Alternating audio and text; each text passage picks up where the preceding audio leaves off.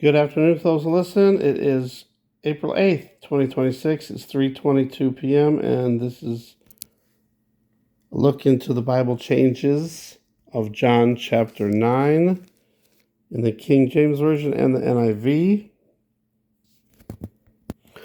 Verse 4, I must work the works of him that sent me. The NIV, as long as it is day, we must do the works of him who sent me. Night is coming when no one can do work, when no one can work. Verse 5 reads funny now. As long as I am in the world, I am the light of the world. So he's not in the world no more. He was in the world when he was living and then was crucified, but once he was resurrected, he's not in the world no more. I don't know, I guess it depends how you interpret that. But NIV says the same thing. While I am in the world, I am the light of the world. So it's like it's reading, for the 33 years he was on earth, he was the light of the world, but now he's not. Verse 6 is a change for both King James and for NIV. This is Jesus healing the blind man. When he had thus spoken, he spat on the ground and made clay of the spittle. Clay of the spittle? We just thought it was mud. And he anointed the eyes of the blind man with the clay. Now it's clay instead of mud. But even stranger is verse 6 in the NIV. After saying this, he spit on the ground, made some mud. Okay, that part's right. With the saliva. And put it on the man's eyes. Made mud with the saliva. I don't think saliva should be in any Bible. That's weird. Verse 7, it said unto him, go wash in the pool of Siloam. Does anybody remember Siloam? Not sure about that. And then we got, which is by interpretation, sent. So the pool is called sent, and then it's got emoticon. He went his way, therefore, and washed, and came seeing. And came seeing? Verse 7 in the NIV, go, he told him, wash in the pool of Siloam. This word means sent, also emoticon. And came home seeing. What? Verse 8, the neighbors, I'm not sure about neighbors either being in there. Therefore, and they which before him had seen him, that he was blind, said, is not this he that sat and begged? Is not this he that? Sounds like gibberish, bad English for sure. Verse 9, some said, this is he. Others said, he is like him. He is like him? But he said, I am he. Verse 9 in the NIV, some claimed that he was. Others said, no, he only looks like him. But he himself insisted, I am the man. Well, you can tell everybody. Yeah, you can tell everybody. Go ahead and tell everybody. I'm the man, I'm the man, I'm the man. I am the man. Come on. Verse 12, then said they unto him, where is he? Wait a minute. NIV is, where is this man? Oh, I was trying to figure out why it was wrong. Where is this man? Because they're saying Jesus was a man. But I'm not sure. I'm confused here because, it doesn't seem wrong here unless something changed recently. Verse 13, they brought to the Pharisees him that aforetime, is that even a word?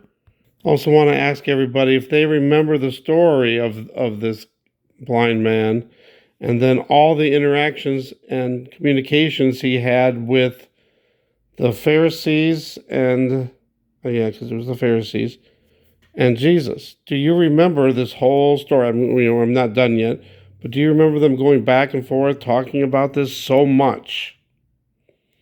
All right, so verse 14, and it was the Sabbath day when Jesus made the clay, and opened his eyes. And then again he said unto them, he put clay upon my eyes. Oh, for the other, where is he? We were thinking maybe that it was, where is Jesus? And when I say we, me and my friend from New York have been collaborating, going over these Bible verses. I'm doing the King James version, and she's doing the NIV. So we're having like a comparison, and then also seeing how much the NIV is changing also. And then we have a question in the NIV 15. And the man replied, and I washed, and now I see. Did he not say, I was blind, and now I see? Verse 17, they say unto the blind man again, what sayest thou? See, here we go with all this. So we got all this conversation going on. This man is not of God, because they're talking about Jesus, because he keepeth not the Sabbath. So how can a man that is a sinner do such miracles? So they were calling Jesus a sinner and a man. And then they said unto the blind man again, what sayest thou of him that thou hast opened thine eyes? He said, he is a prophet. So now he was a man, now he's a prophet. And in verse 17 in the NIV, it also says the man replied, he is a prophet. They continue going back and forth with the Pharisees, the Jews, with the blind man. And then they went to the parents and they asked them, is this your son who you say he was born blind?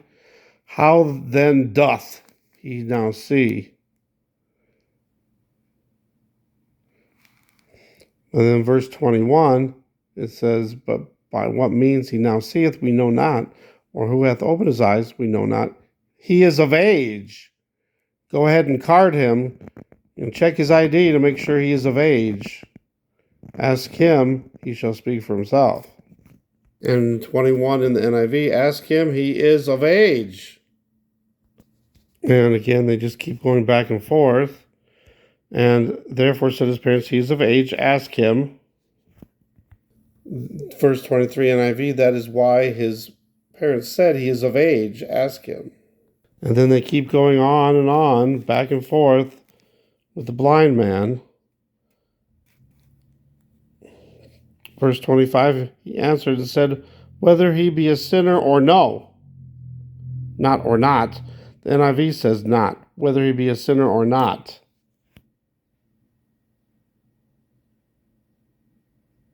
But then the NIV says the same thing, whether he's a sinner or not, I don't know. One thing I do know, I was blind, but now I see. So there's the part where he said he was blind, now I see. All right, verse 26, then said they to him, again, what did he to thee?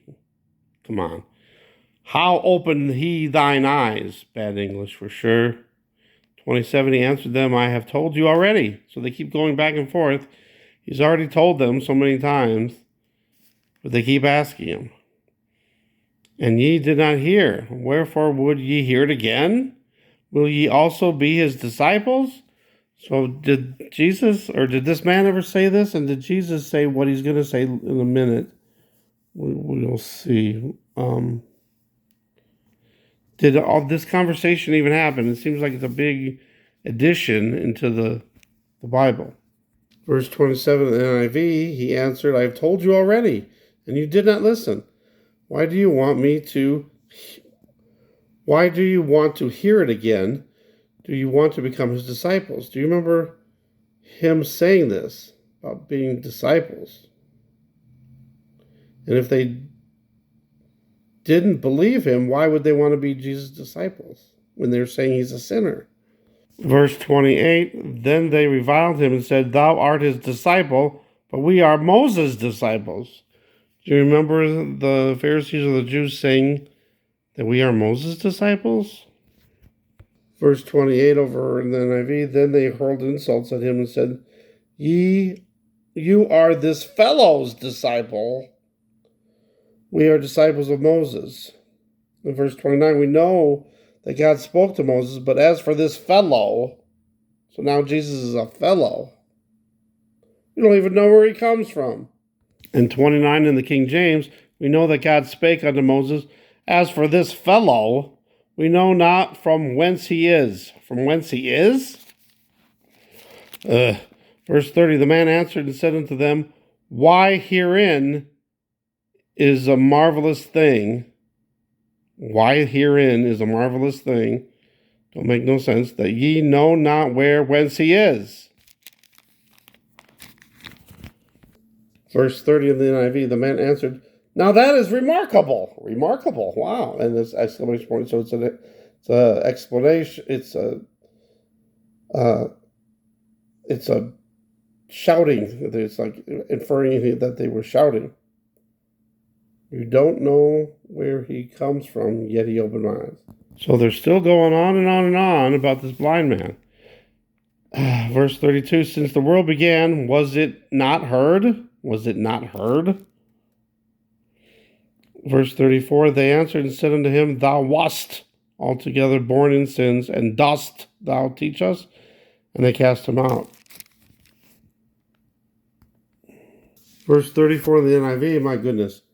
To this they replied, you were steeped like tea. You know, you steep tea? You were steeped in sin at birth. How dare you lecture us, said Greta Thunberg. How dare you lecture us? Wow. And they threw him out. Verse 35, King James, Jesus heard that they had cast him out. And when he had found him, he said unto him, dost thou believe on the Son of God, instead of in? And at least it says Son of God, though, not Son of Man. In the NIV, it says, do you believe in? So that part's right, the believe in. But now it's the Son of Man instead of the Son of God in the NIV. All right, verse 39, I believe, is a definite change. And my friend also believes that too. And Jesus said, for judgment I am come into this world. No. Earlier in, I believe it was in John still, he said that he didn't come, that Jesus did not come into the world to judge, that was of his Father. Judgment is of the Father. But now it says that I am come, Jesus, that they which see not might see, and that they which see might be made blind. So now Jesus is healing the blind so that they can see, but the people that can see, he's making them blind? What? Same thing with 39 in the NIV. For judgment I have come into this world. No. So that the blind will see, and those who see will become blind. What? Does anybody remember Jesus saying that? That those who see will become blind. I don't remember Jesus saying that. And verse 41, and Jesus said unto them, if ye were blind, ye should have no sin. But now ye say, we see, therefore your sin remaineth. What? It just seems, this doesn't make no sense to me at all. The NIV says, Jesus said, if you were blind, you would not be guilty of sin. So now the blind people don't have sin? What? But now that you claim you can see, your guilt remains. So that doesn't make any sense to me. What do you think about that?